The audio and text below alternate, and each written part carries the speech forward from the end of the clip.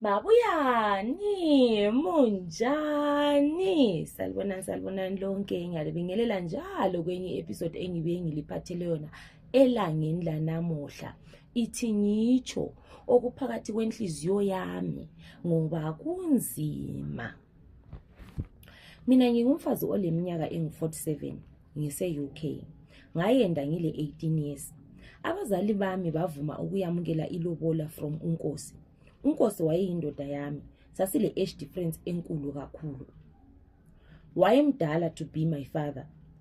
Wayengiyangisa kodwa akulanto engayingayenza. Wayelabafazi bakhe abangu-3. uMandlovu engowokuqala, uMangwenya engowesibili, noMasibanda engowesithathu. Mina ngabe ngowesi-4. Ngathi ngifika ngatshelwa ama-duties okwenza lapho. Owayepheka langa lelo nguye owayesiyalala endlini enkulu lobaba.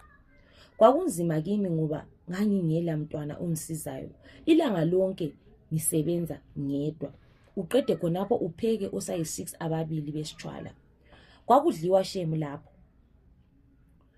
Ngama-duties alapho ekhaya ngagcina sengijayela kodwa inzalo dololo kwakusala. Kumbe kubo 3 years khonapho abantu babe sebekhuluma bengasafihli. Abosisi bami labo abangu-3 base bembuluza nothi mbijana. Everywhere lasesigabeni abantu base bengikhomba ngeminwe, kodwa ngayala ngiziqinisa ukuthi kuzolunga. Lami ngaqalisa ukuhamba emapostorini ukuthi ngizwe mhlawumbe kumbe kulenkinga. Ngachitsha ngiphiwa imithandazo kungela lutho olutshintshayo. Kwelinye ilanga ngivela kwelinye isowe ngabona elinye isowe. Lelo langa ngasebenzisa indlela leyo kodwa yayingasondlela engangijwayele ukuhamba ngayo. Ngangena kulelo sowe ngathola kulomadzimayi khonapho. Ngathi ngifika wahle wathi ukuyenda kwami emuzini ngona lo ngilento engizayi-expose. Ekugcineni ngizonqoba. Ngaphelelwa ngathi ezami ukuchasisa kuhle lami ngizwisise.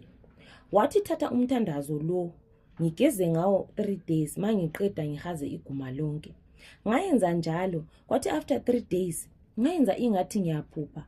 Abosisi bami bengu-3 behlezi bekhuluma ngabe mphaphama. Nganatha amanzi. Ngalalela ngazwa kulabantu ababekhuluma but babengu-2 ngoba omunye wayehambe ukuyalala endlini enkulu. Nganyenya ngavula umnyango. Ngaya ekitchen lapho ababekhuluma bekhona. Babesithi simtshele yini ukuthi ubaba akazali, thina lathi sathola abantwana ngaphandle. Simtshele yini. Yo imihlolo engaka uvalo lwami lwasoluchaya kakhulu. Ngase ngiqhuqa inyawo zami zisinda ukuthi ziphakame. Ngahamba ngabuyela ngayalala. Ngavuka ekuseni ngabuyela kumadzimayi lowana ngamtshela konke okwakuyenzakele khonapho. Wangipha futhi umthandazo wathi kulungile konke ngisebenzise umthandazo. Ngabuyela ngasebenzisa umthandazo.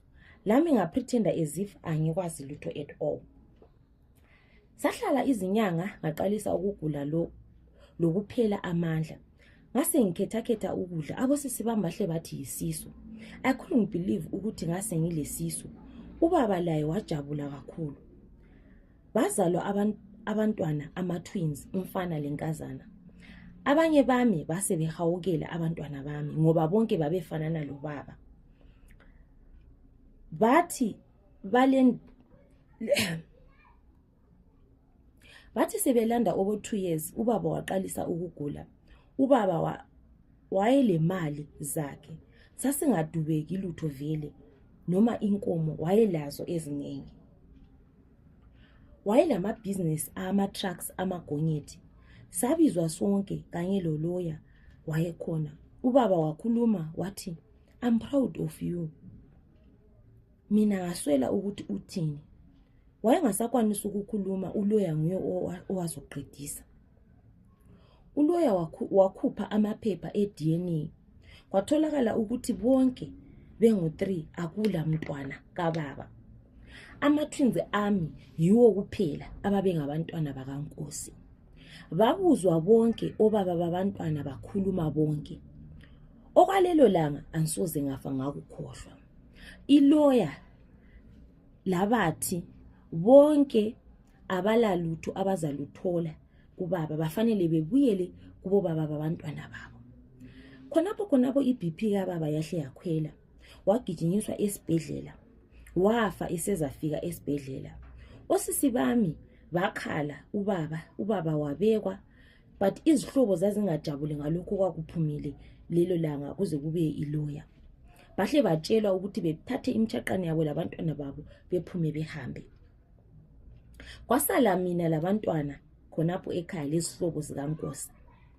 Ngacabanga ukuthengisa konke njengoba konke kwakuchiwe ebizweni lami labantwana. Ngacabanga ukuthengisa konke, ngathenga izindlu ezingu2 eBorodale eHarare, ngabuya ngapha eUK.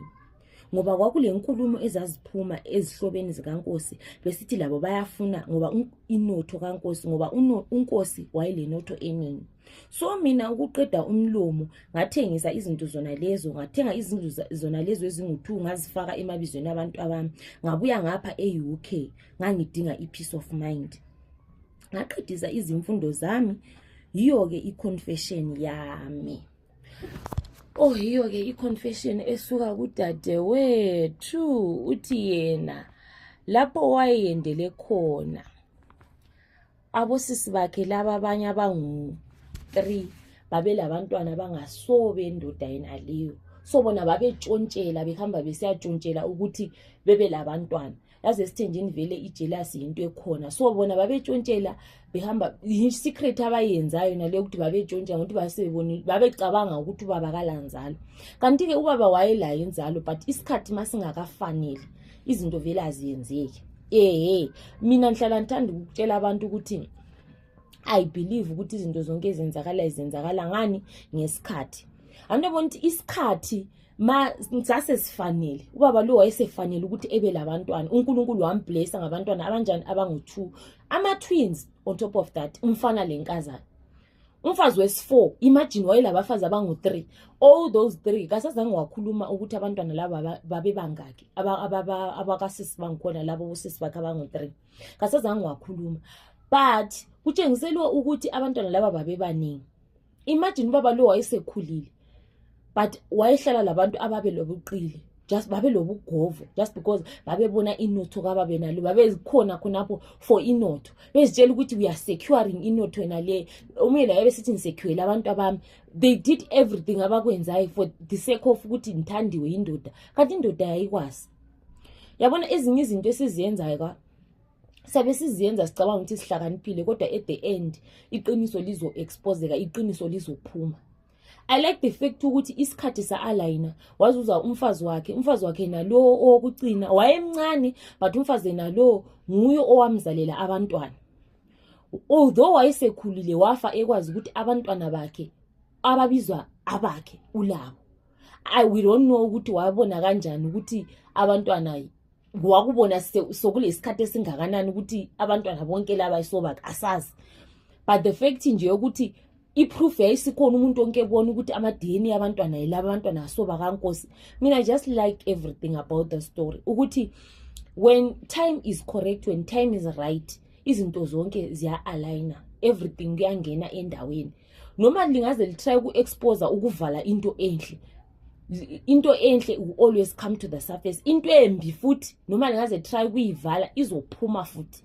Anabona ukuthi laba babezifihlile bezitshela ukuthi thina for the first time lami ukuzwa kuthiwa oMadzimayi, this time uMadzimayi wa-expose i-truth yona leyo eyayifanele ukuthi expose emzini waleyo. For the first time lami ngisizwa izinto ezinhle zikhulunywa, like ama-recent confession esithola, besithola kuthiwa uMadzibaba bathi umyesi yawo abantu amthi wayechicha endaweni eziningi, uMadzibaba amasuwa amaningi, but wayengatholi usizo, wazothola kuyena lo, which is a good thing. Angithi iqiniso laphuma anjalo because of khonokho ukuhamba wakwenzayo, yabo.